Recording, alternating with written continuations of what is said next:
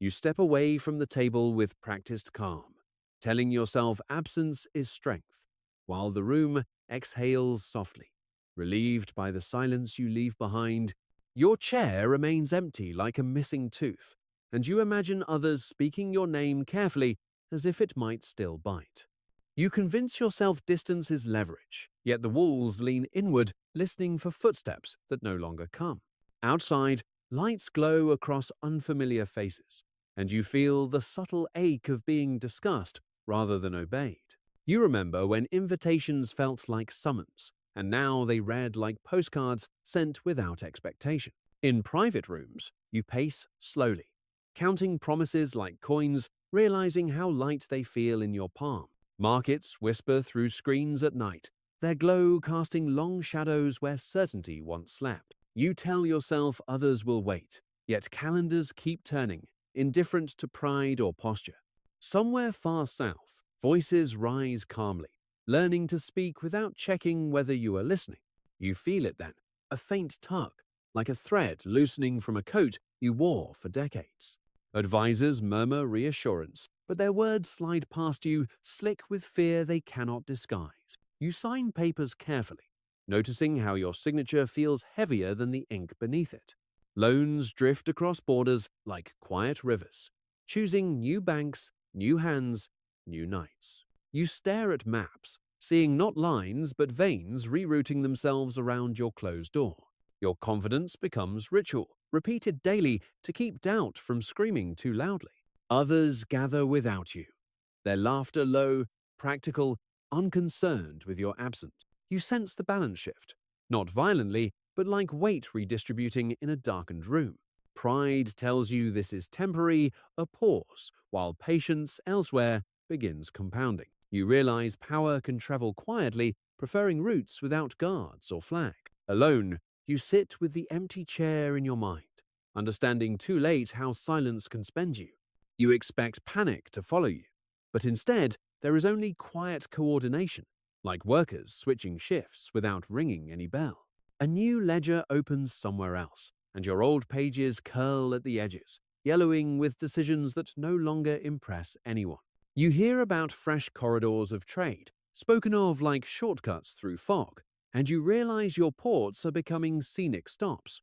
Your currency feels like a familiar song losing rhythm, still loud, but less able to make strangers dance. At night, you watch numbers move like insects under glass, and each tiny shift scratches at the skin of your certainty. Allies call less often, not from anger, but from habit fading, like a photograph left in sunlight. You send messages with careful warmth, yet every reply arrives delayed, polite, and curiously unafraid. In meetings you host, applause sounds rehearsed, and you notice hands clapping, while eyes wander toward other doors. Across oceans, new lenders arrive like rain clouds, heavy with relief, and your own offers feel thin as dust. You tell yourself debt is a chain you forged, yet chains can be repurposed into bridges when someone else holds the hammer. The global south learns your favorite language terms of payment, dates, signatures, and then begins writing its own dialect.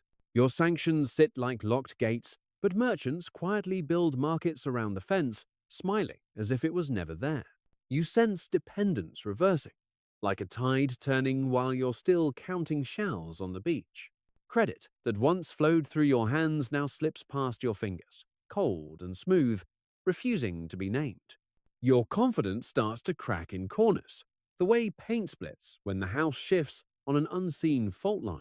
You watch a summit photo without your face, and the space where you should be becomes strangely comfortable for everyone else. You try to reclaim the narrative, but it has already moved on, like a rumor that no longer needs a source. New agreements form with soft handshakes, and you feel the sting of being left out without being attacked.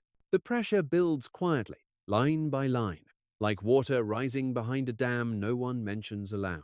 You realize boycotts are mirrors, and in the mirror you see not strength, but a lonely figure shrinking from the room. You feel the room cooling around you, not from hostility, but from systems adjusting to your reduced heat.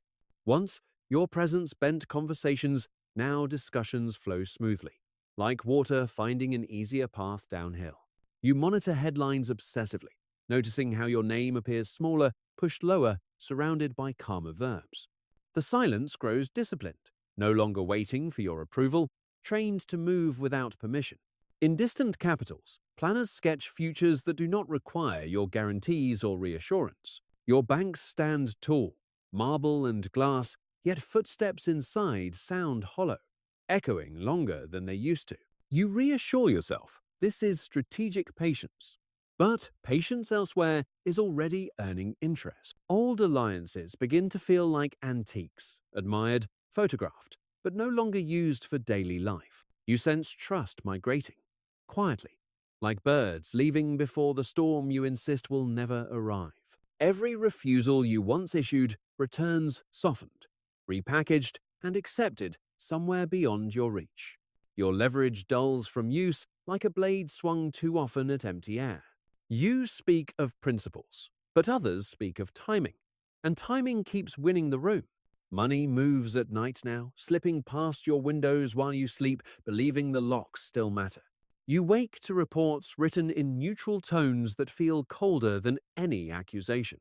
The global south no longer waits for rescue, practicing balance without your safety net. You try to reassert control through absence again, but absence has become familiar, almost comfortable. Your warnings echo faintly, like announcements in a nearly empty station. You realize influence once required gravity, and gravity weakens when mass slowly drains away. Each day tightens the space around you, not abruptly, but with professional, measured restraint. You sit still, understanding the shift is permanent because no one feels the need to announce it. You remember when hesitation elsewhere meant waiting for you, and now hesitation simply reroutes, smooth and efficient, leaving your pause unused. Meetings continue without friction, agendas tightening like knots that no longer need your hands. You feel watched less, which feels worse than being opposed, like applause replaced by polite silence. Your warnings arrive early, yet decisions arrive earlier, already stamped and sealed. In quiet offices, calculators hum like insects, counting futures that no longer factor you in. You reassure yourself the world will circle back, forgetting circles can widen without breaking. Debt once wore your face, now it wears new accents, spoken calmly over unfamiliar tables. You sense relief elsewhere, a loosening breath where your pressure used to sit. Old rules soften, bending just enough to let traffic pass around your checkpoint. You watch influence become optional, chosen only when convenient, declined without apology. Your patience thins, stretched between pride and the need to be needed again. Reports arrive describing stability achieved quietly, without your supervision or praise. You attempt to return, but the door opens halfway, revealing a room already rearranged. Familiar leverage feels ceremonial, polished often, used rarely, admired mostly for history. You notice fewer calls asking permission, more messages announcing outcomes already underway. The global south moves with steadier steps, less fearful of falling without your hand. You realize control once depended on fear of absence, and that fear has faded. Each compromise you offer lands softer than expected, absorbed without gratitude or urgency. The pressure sharpens, not through conflict, but through efficiency you cannot slow. You sit with the understanding that relevance erodes quietly, grain by grain, until weight becomes memory. You begin to notice how rooms no longer tense when you enter, a politeness that feels like relief rather than respect. Conversations resume before you finish speaking, flowing around your words as if they were furniture already moved aside. You reread old agreements, sensing how their authority depended on fear that has quietly expired. Your gestures grow larger, compensating for a gravity that no longer pulls like it used to. Elsewhere, confidence settles into routine, no longer rehearsed against your reactions. You tell yourself this is negotiation, but negotiation assumes equal need, and need has thinned on the other side. Capital migrates with calm discipline, choosing climates that feel warmer, less judgmental, more patient. You hear praise spoken without your name attached, a strange success that excludes you completely. In private, you count favors owed, realizing memory fades faster than obligation accrues. Your threats soften into suggestions, suggestions into reminders, reminders into archival footnotes. The global south learns to hedge its dreams, no longer anchoring hope to your approval. You offer partnership again, carefully phrased. Discovering partnership now means arriving uninvited. Meetings end on time without you, efficiency replacing the theatre you once commanded. You sense a new patience abroad, thicker, calmer, less impressed by urgency. Your absence stops being symbolic and becomes logistical, solved with calendars and alternatives. Pride insists you can still walk away, but walking away no longer creates space. You feel dependency invert, like a mirror finally reflecting you without distortion. Each day strips another layer of exception from you, leaving only participation. The pressure tightens further.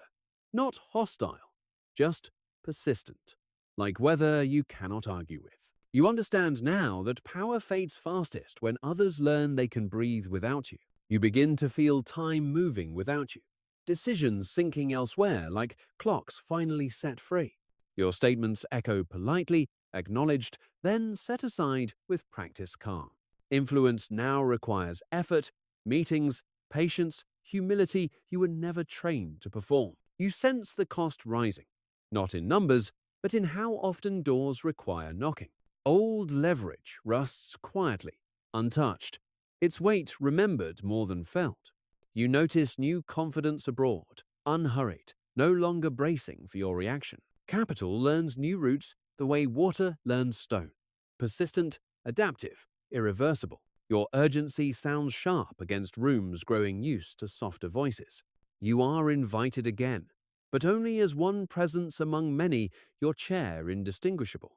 Pride tightens your posture while relevance loosens its grip. You watch agreements finalize without suspense, signatures steady, unafraid of consequence. Your absence once signaled punishment, now it signals scheduling convenience. You offer reassurance. Sensing it comforts you more than anyone listening. The global south no longer negotiates defensively, but architecturally, designing outcomes. You feel the shift in tone, respect replacing caution, a colder, flatter sound. Each interaction costs more effort for less return, like lifting weight in thinning air. You realize power once lived in expectation, and expectation has quietly moved on. The pressure settles into routine, unremarkable, professionally sustained. You are still present, still heard, but no longer anticipated.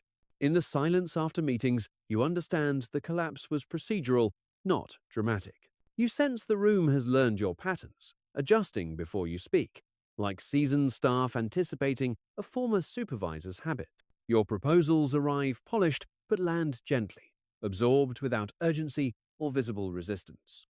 You mistake courtesy for influence until you realize courtesy costs others nothing anymore.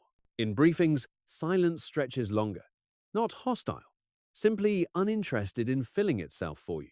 You recall when hesitation felt dangerous, and now hesitation belongs only to you. Others experiment freely, testing paths you once warned against, returning with results instead of apologies. Your presence is acknowledged, recorded, archived, then calmly moved past. Power once echoed loudly around you. Now it circulates evenly, flattening peaks you stood upon. You watch partnerships form laterally, side by side, without anyone looking upward. Pride urges you to escalate, but escalation requires an audience that has already dispersed. The global south coordinates quietly, trusting systems more than personalities.